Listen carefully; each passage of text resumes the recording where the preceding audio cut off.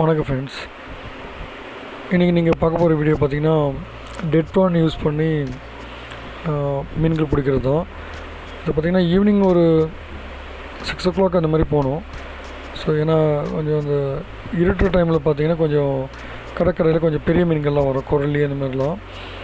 So அதுக்கு முன்னாடி கொஞ்சம் டைம் கிடச்சிது. அதனால் ஒரு 20ஆம் நம்பர் முள் யூஸ் பண்ணி கொஞ்சமாக ப்ரான் அதில் போட்டு கடற்கரையில் போட்டதுனால எங்களுக்கு இந்த மாதிரி கொஞ்சம் வெள்ளைக்கிழங்கெல்லாம் கிடச்சிது.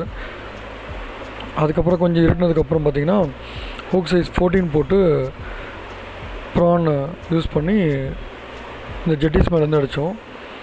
பார்த்திங்கன்னா பெரிய பெரிய குரலி மாட்டுச்சு. அதில் 2-3 அறுத்துட்டு போயிடுச்சு.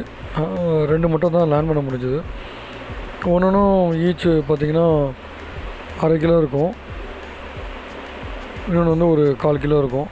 இந்த வீடியோவில் பார்த்திங்கன்னா பிகினர்ஸ்க்கு ஒரு டிப்ஸ் கொடுத்துருப்பேன். என்னென்னா இந்த மாதிரி பெரிய குரலி மீன், பெரிய மீன்கள்லாம் வந்து ஹூக்ஸை வந்து அப்படியே முழுங்கிடுச்சுன்னா அது தொண்டை பகுதி வரைக்கும் போயிடும்.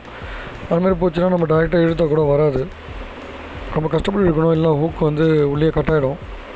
ஸோ கூட வந்து ஒரு அண்ணன் வந்து அதை டெமான்ஸ்ட்ரேஷன் பண்ணுறாரு பாருங்கள்.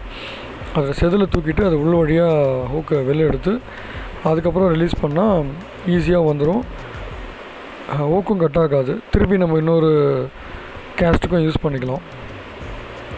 ஸோ அதனால் இது கொஞ்சம் டீட்டெயிலாக எடுத்தேன். இது பிகினர்ஸ்க்கு யூஸ்ஃபுல்லாக இருக்கும். ஏன்னா பிகாஸ் ஆல்ரெடி நல்லா மீன் பிடிக்கிறவங்களுக்கு நல்லா தெரியும் அது எப்படி எடுக்கணுன்ட்டு. ஸோ பிகினர்ஸ்க்காக இது சின்னதாக கவர் பண்ணோம். ஸோ மேலும் இந்த மாதிரி நிறைய வீடியோஸ் கொடுக்குறேன். ஸோ மறக்காமல் சப்ஸ்கிரைப் பண்ணுங்கள், பெல் ஐக்கான் அழுத்துங்க, கமெண்ட் கொடுங்க, லைக்ஸும் கொடுங்க. எந்த சஜஷன்னாலும் நீங்கள் கமெண்ட்ஸில் கொடுங்க, கண்டிப்பாக நான் ரிப்ளை பண்ணுறேன். And thank you so much guys.